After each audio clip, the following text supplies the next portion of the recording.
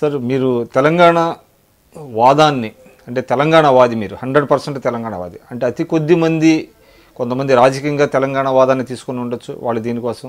కానీ మీరు తెలంగాణ వాదంలో 1969 నుంచి అనేక దశల్లో మీరు అనేక ఉద్యమాల్లో పాల్గొన్నారు, విద్యార్థి దశ నుంచి.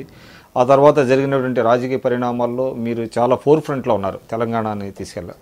అంటే ఒక రకంగా చెప్పాలంటే తెలంగాణ రాష్ట్ర సాధనలో మీలాంటి వాళ్ళ పాత్ర చాలా ఉంది. ఆ రోజు మీరు తెలంగాణ ఫోరంకి మీరు కన్వీనర్ కానివ్వండి, లేదంటే అనేక విషయాల్లో మీరు తెలంగాణ వాదాన్ని బాగా తీసుకెళ్లారు.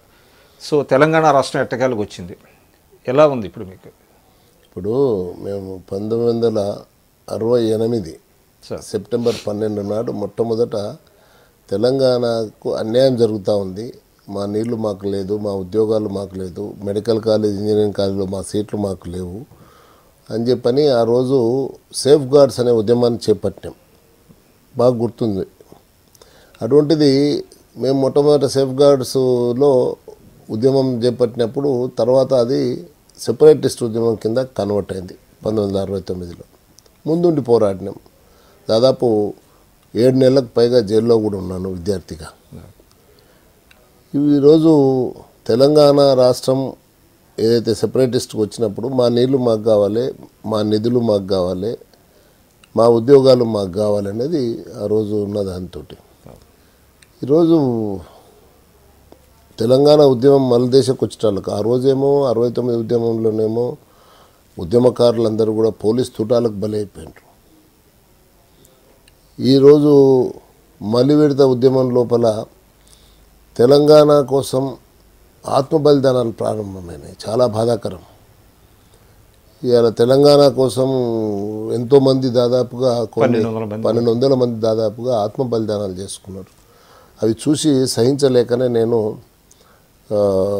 భరోసా యాత్ర చేసి బతికుండి తెలంగాణ సాధించుకుందాం, ఆశ్రయ నేలరాలకు అంకుశమై పోరాడమని నేను అంటే మొత్తం 9 జిల్లాల రూరల్ ఏరియా అంతా కూడా తిరగడం జరిగింది.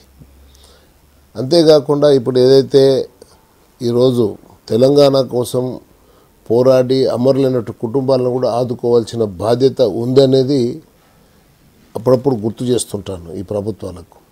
ఉద్యమం కూడా ఉధృతి తగ్గినప్పుడు, ఒక విశ్రాంతి ఏర్పడినప్పుడు 9 మే 2011 దాదాపు 1,00,000 మందితోటి నాగర్ కర్నూల్లో మీటింగ్ పెట్టి ఉద్యమానికి మళ్ళీ ఊపిరి పోసినాను. దాని తర్వాత మళ్ళీ వరుసగా రంగారెడ్డి, కొన్ని రోజుల తర్వాత మళ్ళీ ఆదిలాబాదు, దాని తర్వాత నిజామాబాదు, తర్వాత ఉద్యమకారులు అందరూ ఏకమై పోరాడితేనే అన్ని పార్టీలు కానీ ఉద్యమకారులు కానీ ఏకమై అన్ని ప్రజా సంఘాలు ఏకమైతే ఐక్యత దీక్ష కూడా పెట్టి చాలా బ్రహ్మాండంగా ఇందిరా పార్క్ దగ్గర ఇంతవరకు ఈ యొక్క రాజకీయ జీవితం లోపల చరిత్ర లోపల ఎప్పుడు కూడా కన్ను విరిగినంత పెద్ద ఎత్తున అక్కడ స్పందన లభించింది ఐక్యత. అంతేవిధంగా జాగో బాగో అని ఆ రోజు ప్రధానమంత్రి వస్తే విశ్వాసఘాతుకానికి, ఎందుకంటే తెలంగాణ ఇస్తాన్ని మోసం చేస్తున్నప్పుడు అని ఒక పెద్ద నిరసన కార్యక్రమం. మీరు ఎల్లప్పుడూ అంటే మీ రాజకీయ జీవితం చూస్తే పోరాటాల ఒక రకంగా చెప్పాలంటే చాలా పోరాటాలతో ముడిపడి ఉద్యమమే ఊపిరిగా బతికారు. అదే నేను చెప్తున్నా, అంతా చేసిన వాళ్ళు ఇప్పుడు తెలంగాణ వచ్చింది, మీ లక్ష్యం ఏదైతే ఉన్నదో అది మీరు సాధించగలిగారు. అంటే ఒక చాలా మంది అనుకుంటారు ఇదేదో కేసీఆర్ సాధించండి అని చెప్పని. కేసీఆర్ ఎన్నడూ అంటే ఆయనకు సాధించే శక్తి కూడా లేనోడు.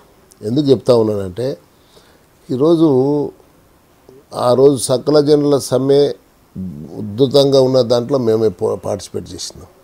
సాగరహారం అంటే దాదాపుగా లక్షల రూపాయలు వెచ్చించి నాగర్ కర్నూలుకి వెళ్ళే కేవలం 23,000 మంది వచ్చి సాగరహారాన్ని సక్సెస్ చేశారు. ఎంతోమంది మా పిల్లలు దెబ్బలు తిన్నారు ఇప్పుడు ఉద్యమంలో.